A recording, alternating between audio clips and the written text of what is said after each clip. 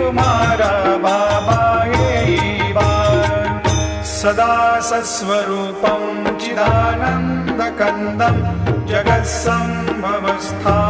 संहारहेतुं स्वभक्तेच्छया मानुषं दर्शयन्तं नमामीश्वरं सद्गुरुं साईनाथं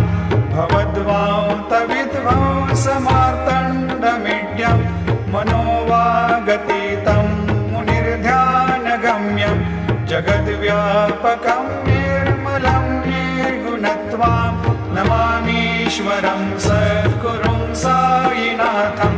भवाम्भोधिमग्नादितानां जनानां स्वपादाश्रितानां स्वभक्तिप्रियाणां